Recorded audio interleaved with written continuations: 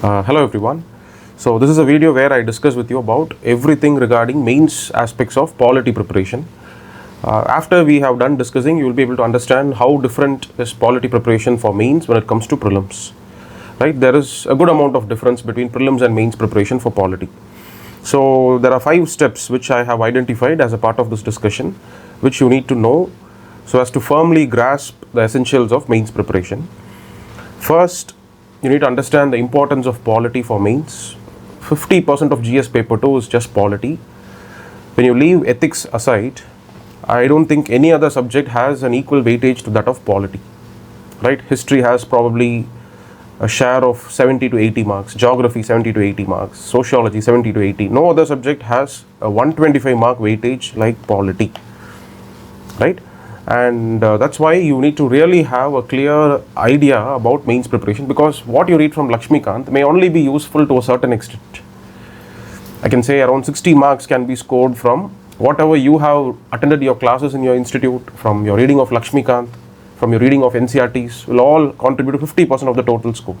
The rest of the 50% has to be specifically prepared, only then you will be able to get those 50% rest of the marks.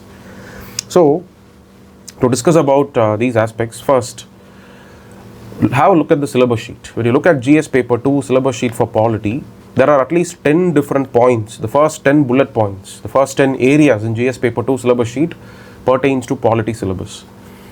And thankfully, every single area from which question can be asked, more or less, is very clearly indicated in the syllabus sheet. Right? So that makes our work easier. Unlike subjects like post-independence consolidation, where nothing is given. It simply says post-independence consolidation after independence. No other topics are indicated, but for polity, every single area from which question can be asked is clearly indicated. Alright? And not only that, when you look at previous year's questions, you are able to actually grasp the intent, the line of questioning that UPSC actually follows when it comes to asking questions across different topics and themes. Right? So, it's very important that you analyze, get an understanding of how previous year's questions are framed. So when you make this analysis, let me tell you what my inferences are out of these previous year's questions. So I have taken questions theme by theme, topic by topic, and have made an analysis of all the questions. You can also do that. After making this analysis, I'll tell you what are the takeaways that I was able to understand, I was able to infer from all these previous year's questions. I feel, as I told you in the beginning of this discussion, 50% questions asked every year, they are easy, right? It can be easily prepared simply from your classes, from your NCRT, from Lakshmikant. So the challenge is not in handling this 50% questions. And if it is easy for you, so is it easy for everybody else as well. But unfortunately, you cannot really create an edge in these questions because the questions are easy. And the space is limited. So you cannot really fill in volumes of content. You have to only play around with the limited space given. So it's very difficult to create an edge between you and other aspirants in those easy questions. So the only way you can actually create an edge between you and other aspirants when it comes to polity is in handling of those difficult questions. The remaining 50%, how are you going to manage? That is where a lot of difference can be created between aspirants, because the questions are like that. The questions give you scope only to the well prepared to derive that advantage. Alright, so every year 50% questions are easy, right? And around 30% of the questions, okay, so totally if 10 questions are asked in GS paper 2 out of 20, out of the 10, 5 questions I would call them as easy questions, and definitely 3 to 4 of these questions, it could be the easy questions as well as the difficult questions, 3 to 4 of them, they have influence from previous year's questions. That's what I've written here as a second point. Right? So there are easy questions. There are questions that do have influence of recent years, previous years questions. Okay, I wouldn't say they are simply ditto copy paste of PYQs. No, that's not the case. Hardly one question out of the 10 questions would fit under the category of mere copy paste of previous years questions. Right? The other questions are influenced. There could be certain ideas that you can actually get by looking and preparing for PYQs, but that's not the entirety to answer a present year's question. Okay, so I would put 30% questions in this particular category. At least 2 questions every year, at least 2 questions are extremely difficult, challenging to handle, either because they are too factual or they are too philosophical and very, very deep, right? It could bring out a very specific aspect of a familiar topic. For example, Article 21, you are all familiar with that. And you know what all the different rights that have been inferred by Supreme Court under Article 21. But what if one specific narrow area on how does Supreme Court bring out rights regarding environment as a part of Article 21, refer case laws. If such a question is asked, then you may face difficulties, right? Or if a question expects you to talk about Supreme Court's judgments when it comes to different cases regarding basic structure doctrine evolution, right? Starting from Shankari Prasad, Gopalan, Keshwananda Bharati, Minerva Mills, regarding all those cases, there are certain takeaways from these judgments. What if a question expects you to know certain aspects of these judgments, right? There are questions which have been asked like that. Or there could be a very theoretical question on federalism. It's not very basic questions like compare Indian federalism, US federalism, not like that, okay? There are questions which have been asked in the previous years which link Supreme Court's judgments with how it has led to evolution of Indian federalism. So you need to know the case laws, right? So when questions are asked about case laws, when questions are asked about a very specific concept regarding a very familiar topic, or if a question is about a current affairs related topic, right, which you are totally unaware of, those are the times when the questions become difficult. And I would say 2 out of 10 questions every year would be of this category, right? And at least one question every year is from current affairs, right? Generally, aspirants tend to overestimate the importance of current affairs for polity. They tend to disproportionately spend a higher amount of time preparing for current affairs without preparing for the underlying ideas, without preparing for the backing concepts, right, surrounding which the current affairs revolves. That conceptual clarity they are not having, but current affairs, they become familiar. They spend a lot of time going through all the different magazines and current affairs materials, but it hardly is useful to handle just one question out of the 10 questions, right? But let me tell you, scoring in these 5 easy questions is difficult, but what about the remaining 5? When 2 questions are extremely difficult, one question could be from a difficult aspect of current affairs, and the remaining 2 questions could be indirect influence from PYQs. It is only about how you manage these 5 questions which is going to decide whether simply from polity will you be able to get at least 10 marks more than others in the rank list or not. How do you create this edge, right? Because it is very, very difficult to create a 10 to 15 mark edge between other aspirants who have also secured a rank.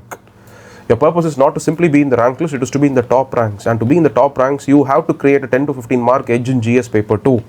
And out of the 10 to 15 mark edge, at least 6 to 7 marks should come from polity. Because international relations, everybody writes equally well, decent answers. There isn't much possibility to create an edge in international relations answers. It's only the other area where you can create some edges in governance. So governance, maybe 3 marks. Polity, you need to create an edge of 6 to 7 marks.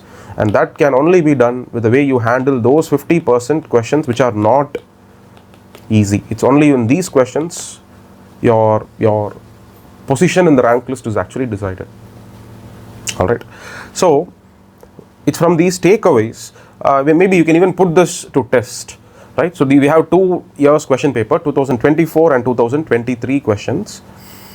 I have just segregated the 10 polity questions of 24, 10 polity questions of 23, right? So I would say the first question, examine the need for electoral reforms as suggested by various committees with reference to one nation, one election principle. I would say this is a direct reflection of a previous year's question. I think in 2018 or 19, there was a question asked about simultaneous elections. I would say if you have prepared for that, this is easy. Or even otherwise, most aspirants would be well prepared for simultaneous election question. So this is an easy question, not so difficult. Explain and distinguish between Lok Adalats and arbitration tribunals, whether they entertain civil as well as criminal cases, right? Not very difficult, because at least a part of that, Lok Adalats is easy, simply because in 23, a question has been asked, who are entitled to free legal aid? Assess the role of Nalsa. If you have prepared for this, you definitely know Lok Adalats. So that's why I say the second question is not so difficult. It does have influence of PYQs. It's not very difficult. But the question is, are you familiar with this idea called as arbitration tribunals? Because simply explaining about Lok Adalats, which is the case with most aspirants, because they would depend upon previous year's questions to learn. So only that aspect of Lok Adalat they would be familiar with. But what about arbitration tribunals? Are you aware of that? Because the question is, you have to distinguish between them. It's not only writing about Lok Adalats. So if you're not very clear about arbitration tribunal, this actually becomes a moderate or a difficult question. It's not so easy, right? So this is a question which I would put under the category of this 30%. It has a previous year question influence. The growth of cabinet system has resulted in marginalization of parliamentary supremacy. Elucidate. This is easy, not so difficult. If you know the working relationship between president, prime minister and parliament, if you have prepared on that, then this is an easy question. Okay. Fourth question. Duty of CAG is not to ensure legality of expenditure but also its propriety. This I would put it under influence, because there was a question in previous years, I think 2016 or 17, there was a question which talks about the different functions of CAG, but simply preparing for functions of CAG will not help you handle this specific question, because the specific question is about an idea called as wisdom audit, proprietary audit.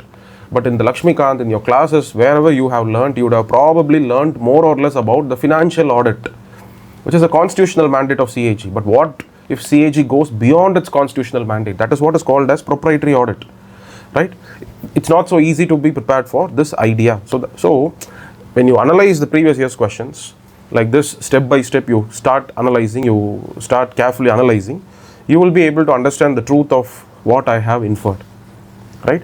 So the reason why I make all this analysis is to drive in you the message that polity 50% questions are easy, but it is useless, because if it's easy for you, it's easy for everybody else, and anybody who clears prelims will be decently good in handling these 5 questions, 50% of the questions.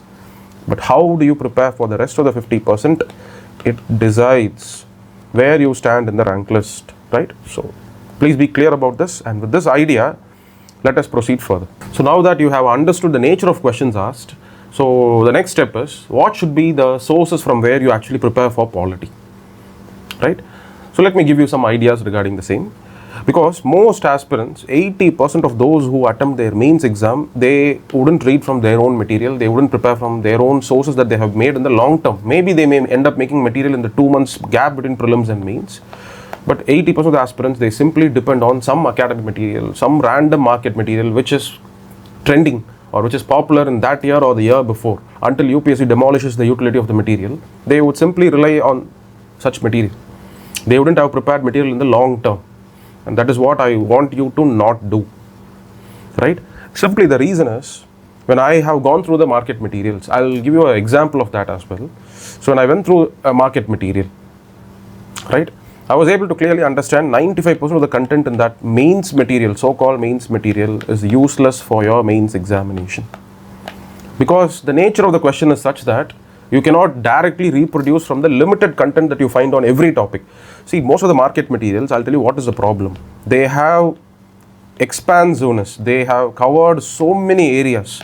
Let's say 100 plus areas have been covered, everything with content to 2 or 3 pages. I think this is where the problem lies. Because the market materials, they would want to limit themselves in terms of the number of pages that they make the aspirants to read. Because if aspirants were to read 600 pages, they feel demotivated, though they wouldn't even take those material. But if they have only 200 pages to read, then aspirants would feel confident enough. So what happens is, automatically these market sources, they tend to limit their content, and it is with this limited content where hardly out of one particular topic's content, let's say there's a content on CAG, 99% of the content that you end up reading from this material happens to be waste of time. And let me prove it to you. So what you find here on the video here, so what you find here on the video is basically the content that you find on CAG, right? You have content on independence of CAG, you have content on functioning of CAG, but do you have the content from this material to handle a question asked in 2024, a question on the duty of CAG is not merely to ensure the legality but also its propriety. The aspect of wisdom audit is hardly mentioned in this material, which means the entire time that you would be spending reading for CAG from this material is waste of time. You may feel good after a point that you have read so much, you feel confident that, oh, I have so much ideas about CAG, but are they useful ideas? That's the whole big question. Useless, right?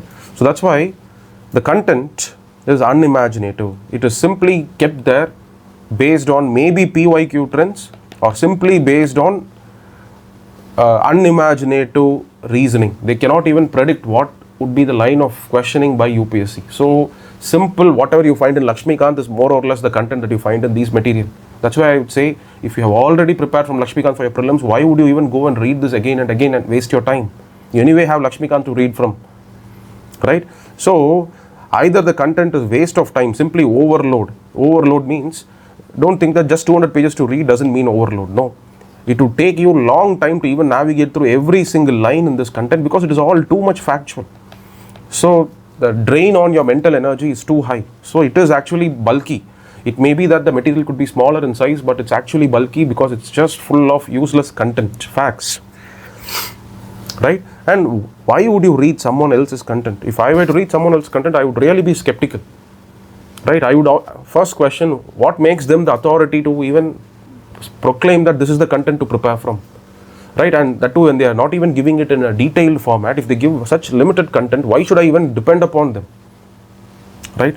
So that should be your first skeptical mindset that you should actually have regarding any content that is circulating around you in the market, right? Unless the content is elaborate, unless the content covers so many aspects which have not yet been asked in the previous year's questions, unless this happens, you shouldn't depend upon such content given to you, right? And don't cover only the tip of the iceberg, because these materials simply they cover areas, but they don't go to the depths. Coverage of areas is good enough for prelims, but this doesn't really help you in mains. For mains, you have to get a little deeper, and for interview, you have to get even more deep, right?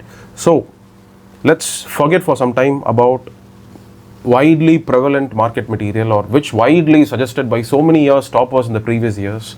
Many of that may not be useful in the upcoming years, because it is in the upcoming years where you have your examination, right? What would have worked 2 or 3 years back may not work in the next 2 or 3 years.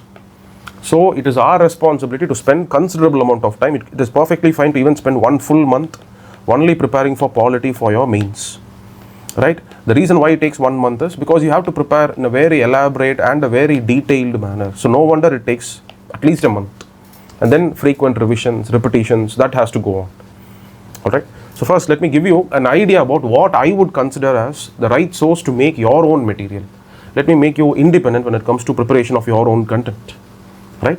For example, let's say a question was asked. The question that was asked only once in the year 2014 was a topic called as parliamentary privileges. Right? This was the question. The powers, privileges and immunities of Parliament and its members, as envisaged in Article 105, leaves room for a large number of uncodified and unenumerated privileges to continue. Assess the reasons for the absence of codification of parliamentary privileges. Right? What you find in Lakshmikant in Parliament chapter on privileges is useless to handle a question like this. It only talks about what are the different privileges. That is not the question. The question is, why are the privileges not yet codified? You need a philosophical idea as to answer this question. So how do you prepare not only for these aspects, but for every possible aspects that can be asked in the upcoming years as a question, right? That's where you need to point out, first you need to figure out the right source. And what is the right source? So there's a book called as Constitutional Law, written by MP Jain, right? And this book has around 30 to 40 pages content on parliamentary privileges, right? So don't hesitate to spend this 30, let's say you have to spend 3 to 4 hours reading through this 30 to 40 pages of content.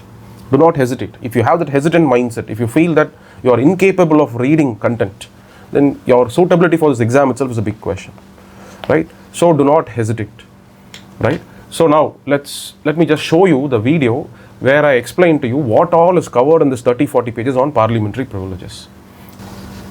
So what you find here in the video is the extract from this book called Constitutional Law by MP Jain. So there are 40 pages of content in this book for parliamentary privileges, right? What would you do? What would you gain out of spending 3 to 4 hours of your time reading through this content? You get a clear idea of why privileges are important. That why is also not given adequately in Lakshmikant. When you read this book, you get to understand the logic, the history, the reasoning why constitution makers have brought in privileges for legislators. All those philosophies you get to understand. And when you move through the content, you get to understand what are all the different privileges, right? So that is something that it is only cursorily mentioned in your Lakshmikant, but in this book it is very elaborately detailed out what are all the different privileges available. And as you proceed further, you get to understand about the conflict between privileges and fundamental rights. That's a very important theme that you have to prepare out of this particular topic, because you cannot just speak everything in the legislature. What if it affects the privacy of an individual outside? Can it be allowed? A member speaking everything in the legislature and that getting printed in the press, when people get to read that, a private person's dignity might be affected, right? So it brings privileges in conflict with fundamental rights. It brings privileges in conflict with the freedom of speech and expression available to press, correct? So there is a conflict. What could all be the issues revolving that? It finds mention in this particular document. And when you go further and further, you get to understand about the relative difference in the treatment of privileges between India and between Britain, because it is from Britain from where we have borrowed those ideas. You get to understand. So this addresses the topic on comparison of Indian constitution with other constitutions, which is also a topic in the GS paper 2 syllabus sheet. So that aspect is also well taken care of. And as you move further and further, you get to understand the different solutions that MP Jain offers to resolve all these conflicts, right? So it is this entirety of preparation that you gain when you spend 3 to 4 hours of your time reading through MP Jain's content. This is something that you can never get when you read for 1 hour, or you spend time half an hour reading through some compilation on parliamentary privilege. Those compilations will only have 3 to 4 pages at the maximum. That cannot give you the depth, that cannot give you with wide ideas from where you can cherry pick and craft a beautiful answer, right? The question could be from any dimension. The question could test any dimension of this particular topic. But are you in a position to make use of all those ideas? You can only be in such a position when you read elaborate, when you read detailed. And MP Jain is such a wonderful source for this topic on parliament, for the topic on federalism, for the topic on comparison of Indian constitutional scheme. I would say the constitutional law by MP Jain. Right? Similarly, for fundamental rights, for all the different case laws, let me give an illustration to you. So this is the content for 59 pages in MP Jain. It only talks about Article 21, nothing else, right? So you may ask me this question: should you spend so much of time only going and reading Article 21? Is it really worth doing it? Let me tell you why is it worth doing it. Because in so many years, there have been questions that have been asked simply from this one topic on judicial activism and Article 21. Right? So 2015, 2022, 2014, 2016, 2017. So around 6 years questions, and each one of the question is different from the other question. Right? None of these questions asked on this topic on judicial activism and fundamental rights under Article 21 are similar to each other. This is a question on basic structure doctrine. This is a question on environmental activism of Supreme Court. Right? So this is again a question on environmental activism, but yeah, so only these two questions are repetitive. And then this is a question on judicial review, on why 9th schedule should not be beyond the scope of judicial review. So that's what is the principle in Coelho case. So that is asked, right? Then there's a question on privacy.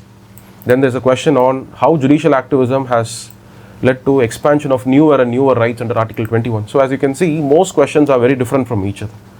And what if next year a question on this topic is asked? So I would say the most sensible idea is to spend 6 or 7 hours reading the 60 pages that you find on Article 21. Every single case law that you can actually encounter, everything is what you find in this 60 pages, right? So this is the advantage that you get out of elaborate and detailed reading, right? So coming to the sources, prepare your own source. Simply don't confine your preparation to somebody else's material handed over to you. Where do you prepare your original content? Where do you prepare for your content for answers from? For fundamental rights, for parliament, for federalism and center-state relations, Hindu newspaper, plus a thorough reading of only these aspects of MP Jain, nothing beyond that. For elections, I would simply say read Law Commission's report, 255th report on election commission, on electoral reforms, just that one document, plus certain select areas, if you can read from NCRT, as well as Representation of People's Act. Why RPA? If you are aware of certain sections, let's say section 125 of RPA, which talks about corrupt electoral practice, or regarding disqualification, if you know a particular section, you will be able to quote it. I'm not asking you to go and read every section in RPA, but at least the few prominent headings, where do they fall under? When you were able to bring those sections in your answers, it really impresses the examiner about the effort that you have put in, right? So for elections, Law Commission's report, plus certain aspects of NCRT. With respect to tribunals as well, I would say simply Law Commission's report, nothing else, plus maybe Lakshmikant, plus MP Jain. For regulatory bodies, there are certain PDFs that you'll have to read, right? So I'm not suggesting any of the commonly used resources in the market. Commonly used resources will only develop useless points, useless ideas. You feel you have covered the topic, but you are not in a position to utilize those ideas in scoring in your mains examination. All right. So understand and prepare originally, prepare in an authentic manner, prepare your own notes, and it is only these notes that you will be going through the night before your mains examination. All right. So now the second step is over. First step, you have understood the nature of question. Second step, you have prepared your own original content from the resources that I have suggested. What is the third step? The third step should go on and on until your mains examination. It's a parallel process, right? The parallel process is basically you are training yourself to think of a future question. This comes only when you are very familiar, very frequently being exposed to PYQs on the topics. Plus, as your content improves, when you keep on reading from MP Jain and all these documents, your ideas built. And it is with this new built ideas with which now you start looking at any news that comes in the newspaper. So after you have done a very good reading of secularism from MP Jain and all the different case laws regarding secularism, after you have thoroughly understood the philosophy called as secularism, now when you come across these kind of news, so there was this DSP in Uttar Pradesh who during the time of Holi had actually given an instruction to all people, all Muslims, that do not enter or exit out of your houses during Holi, then we will not be able to protect you, So that remark of this DSP, it earned a lot of criticism as well as a lot of support for his statement. So the news article says UP Chief Minister Adityanath backs Sambal DSP who asked Muslims to stay indoors on Holi.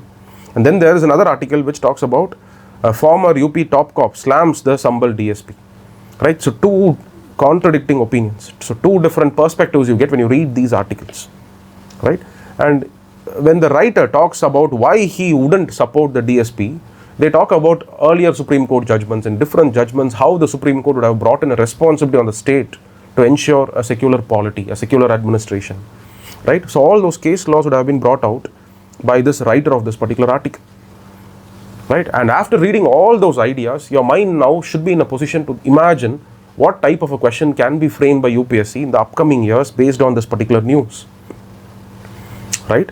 So the extent to which religious freedom can be exercised in the public, right? So holy celebrations are expressions, they are outward manifestations of how people express their religious freedom, right? To what extent can it be exercised? Can it be exercised so as to cause obstruction, cause physical manhandling of others? Should it be allowed to that extent or not?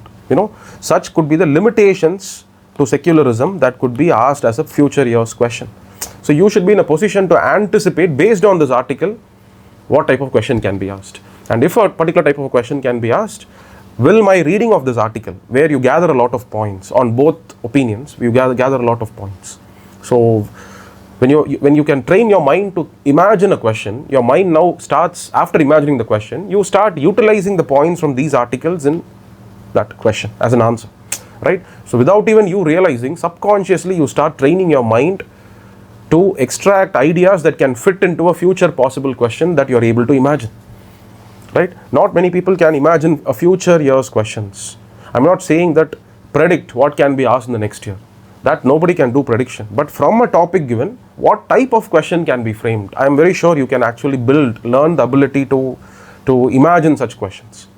That imagination only comes when you already have done two tasks. One is when you have understood the nature of PYQs, when you have built your own original content. Only that can put you in a position where you can anticipate a future year's question.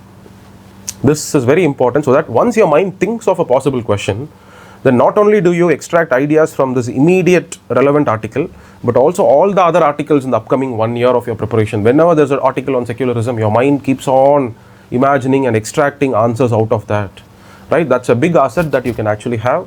That's a very specific skill which only a few people will actually end up building, and they are exactly the ones who will crack this exam as well. And it's not something that you cannot build. It can only be built if you have invested time. So whether you have invested time and efforts in understanding and deciphering PYQs, whether have you invested time in building content out of the right resources like MP Jain, this decides this particular step. All right. So once this is done, now comes the last step. The last step is, see, unlike post-independence consolidation, where hardly one question is asked in a year, and there are many years in which not even a single question is asked. So you don't have sufficient UPSC pool of questions to test yourself against, right? But when it comes to polity, since every year 10 questions are asked, just in the last 15 years you have 150 good questions, and most questions, at least 100 questions, are different from each other. So there is a very significant pool of previous years questions for you to test the correctness of the content that you have made, to test the validity of any resource that you are reading. What better way than to first subject yourself to a test of previous year's question? And this is what has happened here. So it is in the Skiller program that we run. There are so many aspects of this program, and you can watch the video link about what this program is. I'll be sharing in the description box, in the comment section. Go through it, understand what all we do in the Skiller program. And one aspect of the Skiller program is where we train the students about topics that are given in main syllabus sheet. We ask them to read. So this content that I have showed you from MP Jain, so those are all content which the students of Skill Up, they have completely read and mastered. So the 40 pages content on privileges is something that the students, at least the serious aspirants, have all read, they have mastered. And once they have mastered, they are asked to test themselves against a previous year question, right? And very beautiful answers were written. So this is not a conventional answer writing practice. In a conventional answer writing practice, you are simply given a PYQ, you are given a reading material, you are asked to simply read the material and then answer the question. So your knowledge is only limited only to the question that has been asked, but that's not the program. The program is you read everything regarding privileges, and maybe out of the 20% of the ideas that you have read may be useful in handling this. Still the remaining 80% will be in you, so as to handle a surprisingly new question that can be asked in the upcoming years, right? So this is the next step. After you have prepared your content, your original content, the next step is to test yourself against PYQs. Get to understand. So this is an answer written by another student on another question of previous year, right? This is regarding Article 21, judicial activism. Sorry, this is only about judicial activism. So starting from inventing the basic structure doctrine, the judiciary has played a proactive role in ensuring India develops into a thriving democracy. In the light of the statement, evaluate the role played by judicial activism in achieving the ideals of democracy. Right? Same. So we give assignments. The student has to read out of 60 pages for Article 21 and judicial activism. It is after that they now test themselves against a PYQ. They check whether they are able to, from the content they have prepared, are they able to cherry pick ideas? Are they able to present an answer? This is the next logical step. This builds in you the confidence and the worthiness of your content. You start feeling assured about, yes, the content that I have prepared is the right content. I am satisfied. That confidence itself will help you kickstart your mains preparation next year after your prelims.